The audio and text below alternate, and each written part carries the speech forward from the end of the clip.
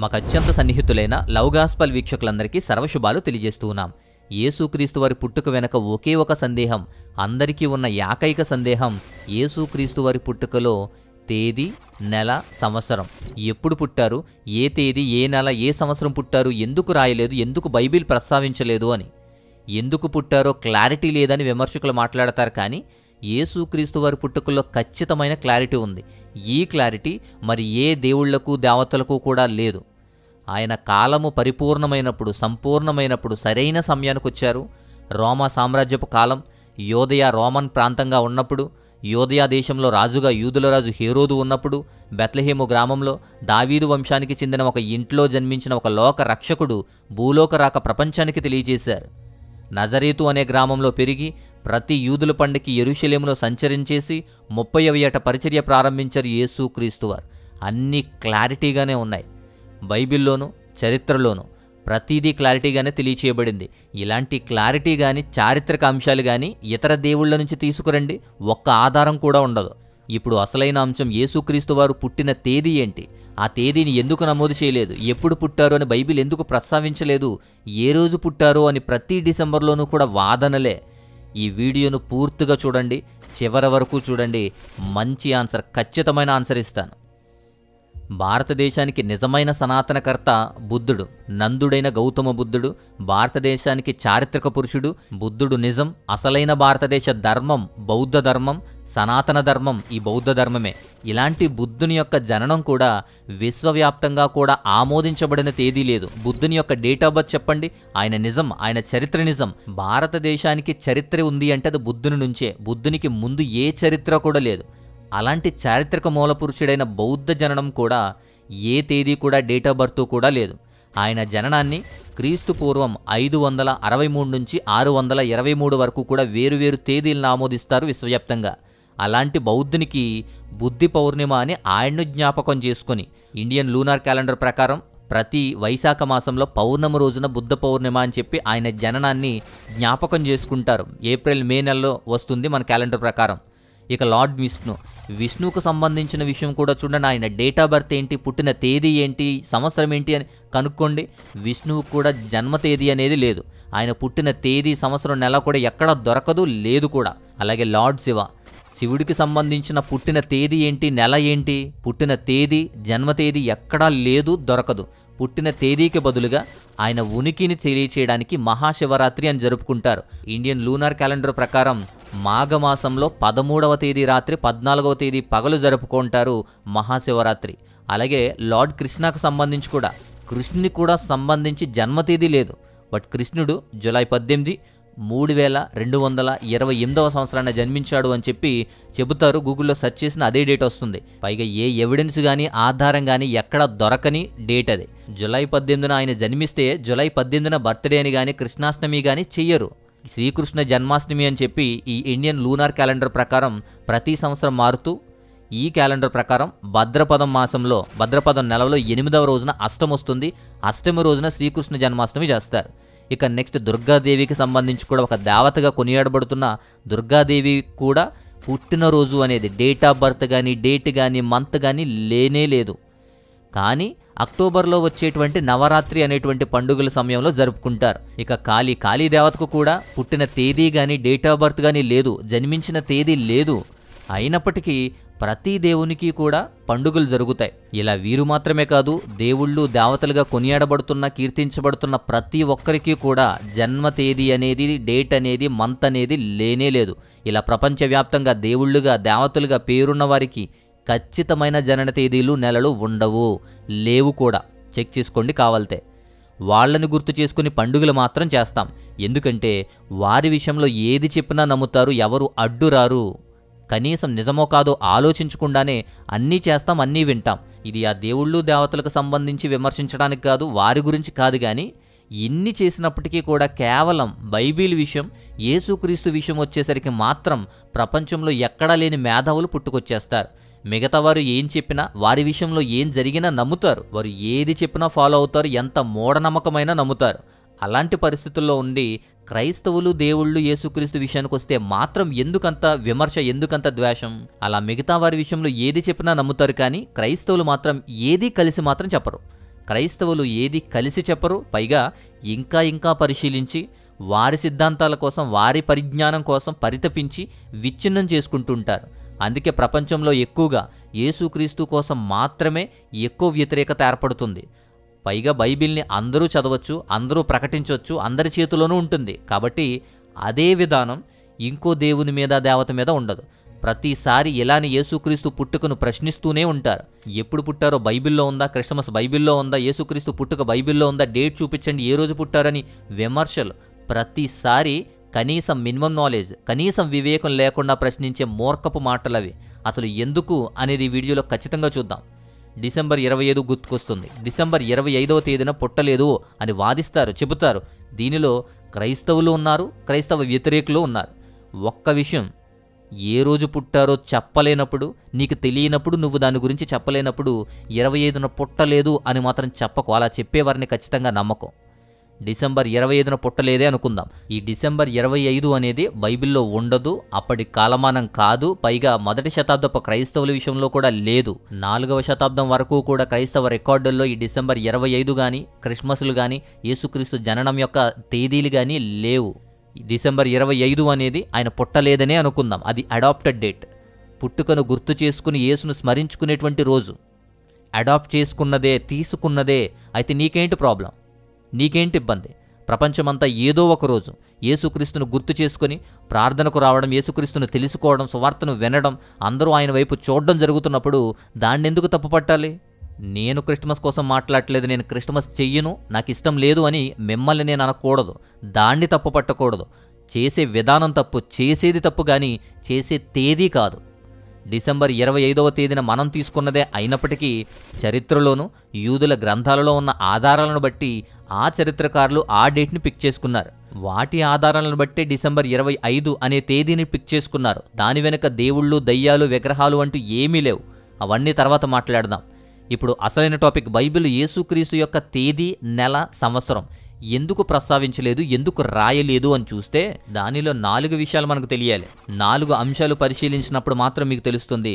మొదటిది, అప్పుడు అసలు క్యాలెండర్ ఉందా? ఏ క్యాలెండర్ ప్రకారం నోట్ చేసేవారు? అసలు డేట్ ఆఫ్ బర్త్లు, పుట్టుకలు, తేదీలు ఇవి నోట్ చేసేవారా? అప్పటి యూదులు కూడా పండుగలు, చంద్రమాన, లూనార్ క్యాలెండర్ ప్రకారమే పండుగలను గుర్తు చేసుకునేవారు.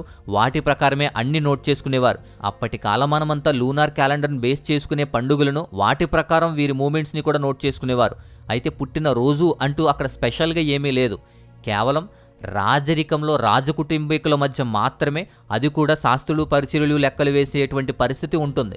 ఇక సామాన్య ప్రజలు అక్కడ నోట్ చేసుకోవడానికి ఏమీ లేదు. సో అసలు క్యాలెండర్ ఏంటి, అప్పుడు క్యాలెండర్ ఉందా లేదా, అసలు వారి పరిస్థితి ఏంటో చూసి అర్థం చేసుకోకుండా బైబిల్లో డేట్ ఉందా, బైబిల్లో పుట్టిన తేదీ ఉందా, అసలు యేసుక్రీస్తు ఎప్పుడు పుట్టాడని వితండవాదం చేసే మూర్ఖులకి ఇంకేం చెప్పలేం. ఇక రెండోది, బైబిల్ ప్రకారం కూడా చూస్తే, చారిత్రక డాక్యుమెంటేషన్ ప్రకారము కూడా బైబిల్ మనకేం చెబుతుంది? సువార్త గ్రంథాలు యేసుక్రీస్తు వారి యొక్క జననాన్ని రచించాయి. ఈ సువార్త రచనలు ముఖ్యంగా మత్తయి సువార్త, లూకా సువార్త, యేసుక్రీస్తు వారి జనన విధానాలను అందించినటువంటి 2 సువార్తలు కూడా. ఈ సువార్తలు రచించిన వారు సాధారణంగా చారిత్రక కాలక్రమానం కాకుండా, అంటే చరిత్రలో రోజులు, తిథిలు, గడియలు వీటి మీద ప్రాముఖ్యత పెట్టకుండా కేవలం ఆత్మీయ అంశాల మీదే దృష్టి పెట్టారు. అందుకనే గాబ్రియేలు దేవదూత వచ్చి మాట్లాడడం, అలాగే 8వ రోజు సున్నతి కానీ, సమూయేలు వంటి యాజకుని గురించి కానీ, అన్నా వంటి ప్రవక్త గురించి కానీ, ఇలా ఆత్మీయమైన విషయాల మీదే దృష్టి పెట్టారు. పైగా ఇది దేవునికి సంబంధించిన వాక్యం, దైవిక మూలాల కోసం మాత్రమే సువార్తలు రచించడం జరిగిందని తెలుసుకోండి. ఇది చరిత్రక పుస్తకం కాదు, చరిత్రక పరిపూర్ణం కోసం రాయలేదు. దేవుని సువార్త దేవుని కోసం, దేవుని మాటలతో రాయబడింది. కాబట్టి దైవిక విషయాలే ఉంటాయి. ఆయా సువార్తలు వారి యొక్క సందర్భాలను బట్టి రచించడం జరిగింది. మత్తయి సువార్త, మత్తయి వృత్తాంతమంతా యేసుక్రీస్తు వారిని దావీదు వంశస్థుడని నొక్కి చెప్పడం జరిగింది. పైగా మత్తయి ప్రధానంగా యూదుల ప్రేక్షకులకు, యూదులకు రాస్తున్నటువంటి ఖచ్చితమైనటువంటి దైవవాక్యం కాబట్టి చాలా సముచితమైనదిగా కనిపిస్తుంది. అందుకే ఇది యూదుల ఓరియంటేషన్లో, యూదులకు రాసిన వారికి అర్థమయ్యేటువంటి శైలిలో రాశారు. దైవిక విషయాలు, యూదుల వంశావళిలో ఎలా వచ్చారు, ప్రవచనాల నెరవేర్పులు ఎలాగున్నాయి, వీటి మీదనే సువార్తలు దృష్టి పెట్టాయి. అంతే తప్ప పుట్టినరోజుల మీద, డేట్ ఆఫ్ బర్త్ల మీద దృష్టి పెట్టలేదు. అదే సువార్తకులు లూకా సువార్త 3వ అధ్యాయం 23వ వాక్యం చూడండి. యేసుక్రీస్తు వారు 30వ సంవత్సరంలో తాను బాప్తీసం తీసుకుని సువార్త ప్రారంభించారు అని రాయబడింది. అంటే ఆయన ఎప్పుడు పుట్టారో, ఆయన వయసు ఎంతో ఆయన తెలుసు. యూదుల లెక్కల ప్రకారం కూడా వాళ్ళకి కొన్ని క్యాలిక్యులేషన్స్ ఉన్న. యేసుక్రీస్తు వయసు 30వ సంవత్సరం, పైగా మరణించింది 33.5 సంవత్సరాలు అని వారు చెబుతున్నప్పుడు అవి ఎలా వచ్చాయి వారికి తెలుసు. కానీ పుట్టినరోజుకు ప్రాముఖ్యత ఇవ్వలేదు. పుట్టినరోజు, డేటు, నెల అంటూ ప్రాముఖ్యత ఇవ్వని కారణంగానే ఆ తేదీని బైబిల్లో లిఖించలేదు. బైబిల్ అనేది చరిత్ర కోసం కాదు, దైవిక విషయాల కోసం, సువార్త కోసం. ఇక మూడవ విషయం, ప్రాముఖ్యమైన అసలైన విషయం ఏంటి అంటే, పుట్టినరోజులపై యూదుల యొక్క మతపరమైన విధానాలు ఎలా ఉంటాయి, వారి దృక్పథం ఎలాగుంటుందో తెలియక మాట్లాడకండి. ఎందుకంటే ఈ విషయం మాత్రం నేను చాలా క్లియర్గా ఇస్తున్నాను. అత్యంత ప్రాథమిక కారణం ఏంటి అంటే ఇదే. పుట్టినరోజు వేడుకల్లో యూదులు కానీ, తొలితరం క్రైస్తవులు కానీ వారి వైఖరి ఎలా ఉండేదో మనం చూడాలి. యూదులు, తొలితరం క్రైస్తవులు కూడా మొదటి శతాబ్దపు యూదుల సంస్కృతిలో కూడా పుట్టినరోజు వేడుకల్ని ఎప్పుడూ కూడా జరుపుకోలేదు. పుట్టినరోజు వేడుకల గురించి ఎప్పుడూ కూడా వారు డిస్కషన్ చేయలేదు. అలాంటి వాటికి ప్రాముఖ్యతని ఇవ్వలేదు. ఎందుకంటే ఆత్మీయపరమైన ప్రాముఖ్యతని ఎక్కువగా ఇచ్చారు.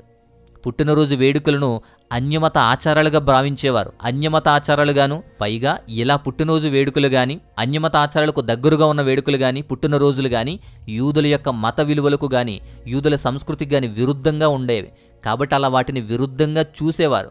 యూదుల చరిత్రకారుడు, మొదటి శతాబ్దపు యూదు చరిత్రకారుడు అయినటువంటి జోసెఫస్ కూడా తన చరిత్రక గ్రంథంలో పిల్లలు పుట్టినప్పుడు పండుగలు చేసుకోవడానికి అక్కడ యూదుల చట్టం అనుమతించదు.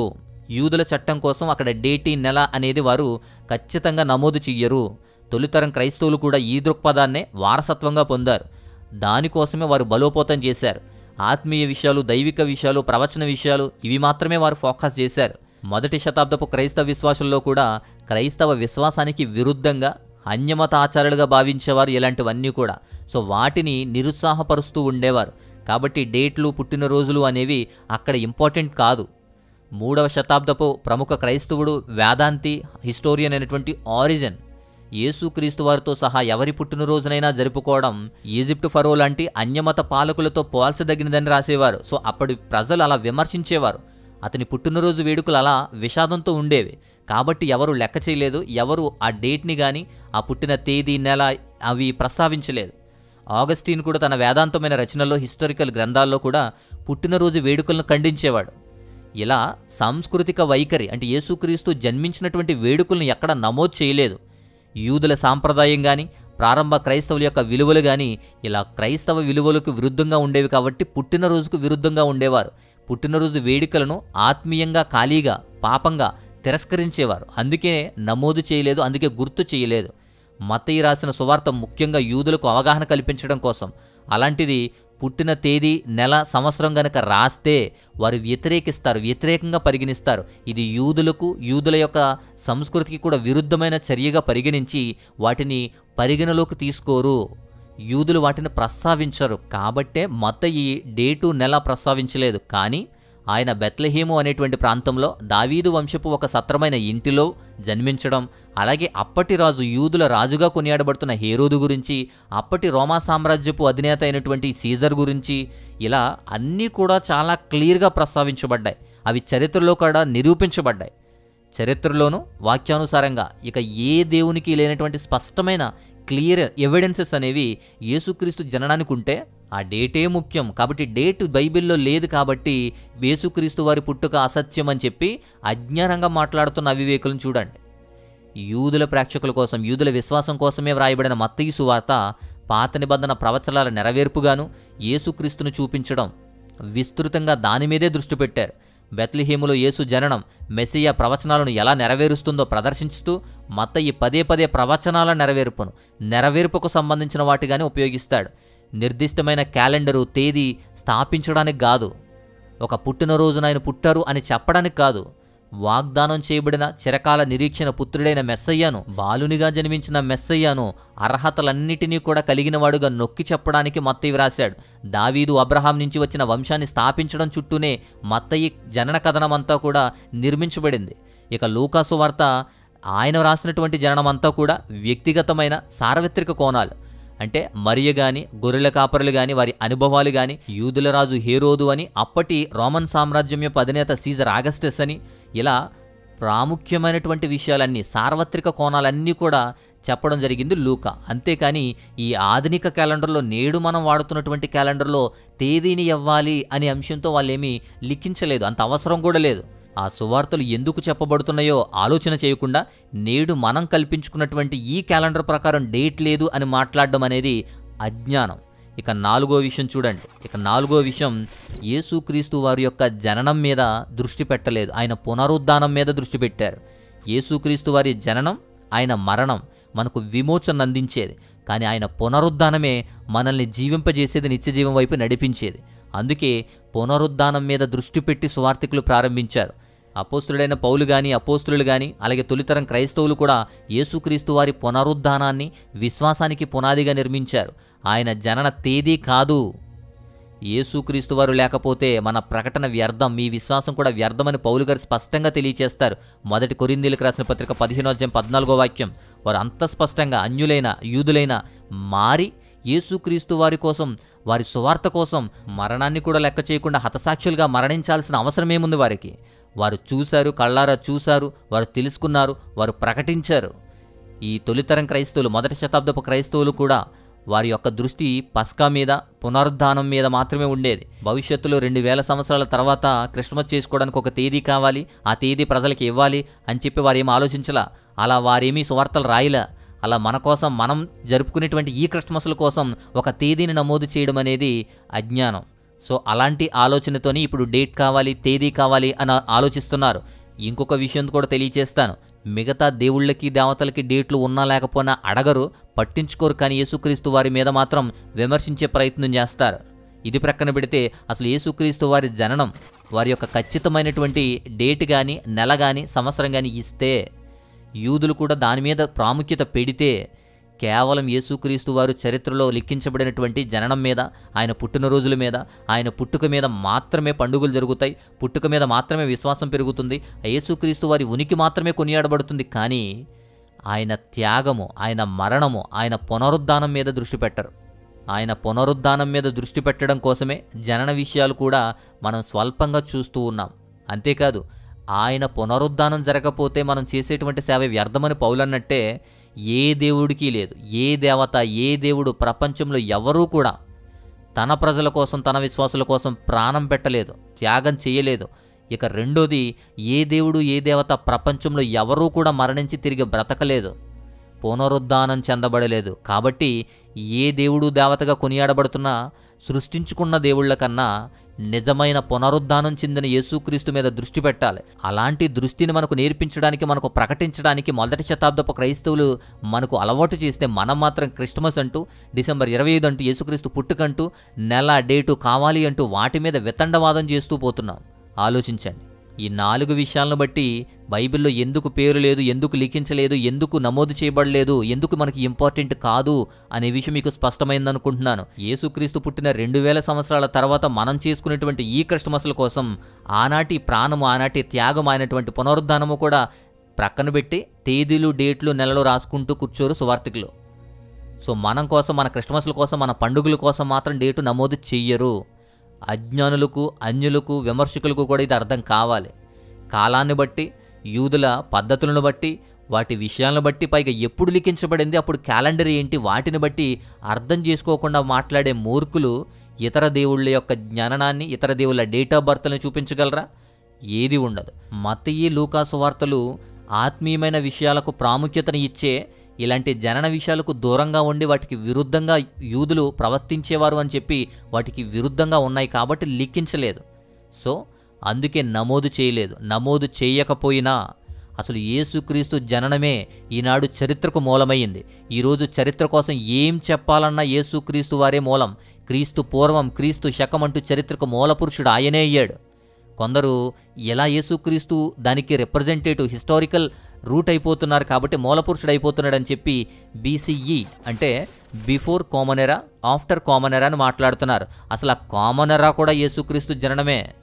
అలాంటి చారిత్రక మూలపురుషుడి జననం మాత్రం మీకు సందేహంగా ఉంది, అనుమానంగా ఉంది, వేలాకోలంగా ఉంది, విమర్శగా కనిపిస్తుంది. ఆయన పుట్టుకకు తేదీ లేకపోవచ్చు, కానీ పుట్టుకకు ఆధారాలు ఉన్నాయి. పుట్టుకలో చుట్టూ ఉన్న రాజ్యాలు, రాజకీయాలు, చుట్టూ ప్రదర్శించిన విషయాలు అన్నీ చెప్పబడ్డాయి. అవన్నీ కూడా మీరు ఏ దేవునికి ఏ దేవతకి కనీసం కూడా ఉండవు, చూపించలేదో చరిత్రలో. వారిని మాత్రం ఎవరు ప్రశ్నించరు, అడగరు. ఏం చెప్పినా నమ్ముకుంటూ వెళ్ళిపోతారు. ఎందుకంటే క్రైస్తవులు ఒకటిగా లేరు, క్రైస్తవులు ఒకటిగా కలవరు, ఒకటిగా చెయ్యరు. ప్రతి గ్రామంలోనూ కూడా చూడండి 3, 4, 5 క్రిస్మస్లు కూడా జరుగుతాయి. ఎవరిది వారికి ప్రత్యేకం, ఎవరిది వారి వేరువేరుగా చేసుకుంటారు, విడిపోతారు. ఇంకొందరు చేసుకోరు, వద్దని బోధిస్తూ మిగతా వారిని హేళన చేస్తారు. మిగతా వారి విషయంలో పండుగలు ఏం జరిగినా కూడా ఎక్కడ ఏం జరిగితే ప్రజలందరూ అక్కడికి వెళ్ళిపోతారు. ఎంత మూఢనమ్మకమైనా ఆఖరికి పుట్ట వెతుక్కుంటూ పాలు పోయడానికి కూడా వెళ్తారు. కానీ క్రైస్తవులు మాత్రం మీ దగ్గరకు వస్తే, విశ్వాసులు మీ దగ్గరకు వస్తే వారిని కూడా సంఘాల పేరుతో, సిద్ధాంతాల పేరుతో విచ్ఛిన్నం చేస్తారు. అదే దీనికి కారణం. కాబట్టి యేసుక్రీస్తు పుట్టిన తేదీ ఏంటి, ఏ తేదీ పుట్టారు, బైబిల్లో ఎక్కడుంది అని అజ్ఞానంగా మూర్ఖంతో మాట్లాడేటువంటి వెర్రి జనాలకు ఇది ఆన్సర్ కావాలి. అలాగే క్రైస్తవులు వెతుక్కుంటూ విచ్ఛిన్నమవుతున్న క్రైస్తవులకు కూడా ఇది ఒక ఆన్సర్ కావాలి. సో యేసుక్రీస్తు వారు పుట్టింది నిజం, ఆయన చరిత్రకు మూలపురుషుడయ్యింది నిజం, చరిత్రలో ఆధారాలతో సహా నిరూపించబడడం నిజం. ఆయన జననం నిజం, ఆయన మరణం నిజం, ఆయన పునరుద్ధానం నిజం. జనన మరణ పునరుద్ధానాల మీద సువార్త ప్రకటిస్తూ ఉండగా ప్రవచనకారుడైన, దేవుని ప్రవచనాలు నెరవేర్చిన వాడిగా ఆయన త్యాగాన్ని గుర్తు చేసుకుంటేటువంటి క్రైస్తవ సమాజం వెనక పుట్టుకలు, తేదీలు, నెలలు ఇలాంటివి చాలా చిన్నవి. వాటిని నమోదు చేయడం వల్ల ఇంకా వ్యతిరేకత పెరుగుతుంది. ఆయన సంబరాలు ఆయన కూడా ఒక విగ్రహంగా, ఆయన పుట్టినరోజులు కూడా ఒక పండుగగా ఇట్లా విచ్ఛిన్నం చేస్తారు అనే ఉద్దేశంతోనే ముందుగానే దైవికంగా పరిశుద్ధాత్మదేవుడు వాటిని రాయించలేదు. ఇలాంటివి తెలుసుకోకుండా పుట్టిన రోజు లేదు, డేట్ లేదు, బైబిల్లో ఉందా అని మాట్లాడడం వెర్రితనం, అజ్ఞానం. అలా ఆత్మీయమైన విషయాల మీద దృష్టి పెట్టి, దేవుని వాక్యాలు ప్రవచనాల మీద దృష్టి పెట్టి సువార్తికులు రాస్తే మీరు మాత్రం జననం కావాలి, జన్మించిన తేదీ కావాలని క్రిస్మస్ల పేరుతో నానా అరాచకాలు చేస్తున్నారు. అలా చేసే విషయం తప్పు తప్ప చేసే తేదీ తప్పు కాదు. ఎందుకంటే మనకి ఏ తేదీ అయినా ఒకటి, క్రీస్తుని ఆరాధించడానికి రాత్రైనా పగలైనా ఏ రోజైనా ఒకటే. మంచి చెడు గ్రహాలు ముహూర్తాలు అంటూ ఏమీ ఉండవు. దేవుణ్ణి ఆరాధించడానికి, దేవుణ్ణి స్తుతించడానికి, దేవుని వాక్యం వినడానికి, దేవుని దగ్గరకు రావడానికి, దేవుని సన్నిధి అనుభవించడానికి. సో యేసుక్రీస్తు వారి జననంలో తేదీ, నెల, సంవత్సరం లేకపోవడానికి, దాన్ని అర్థం చేసుకోవడానికి అసలైనటువంటి అంశాలు మీకు తెలియచేయడం జరిగింది. ఈ విషయం అంతా మీకు క్లియర్గా అర్థమైతే అన్నిట్లోనూ కూడా షేర్ చేయండి, ఖచ్చితంగా లైక్ చేయండి, దీన్ని కూడా ప్రమోట్ చేయండి. అందరికీ అర్థమవుతుంది, అందరూ తెలుసుకుంటారు. ప్రతి ఒక్కరికి ఒక చెంపపెట్టుగా, ఒక ఆన్సర్గా ఉంటుంది. సో ఇది ఈ వీడియోలోని అంశం. మరొక అద్భుతమైన మంచి వీడియోతోటి, మంచి టాపిక్ తోటి మరలా వస్తాను. అంతవరకు దేవాతి దేవుని మహా ఉన్నతమైన కృపా కాపుదల మీకు తోడయుండి బలపరిచి నడిపించునుగాక. ఆమేన్.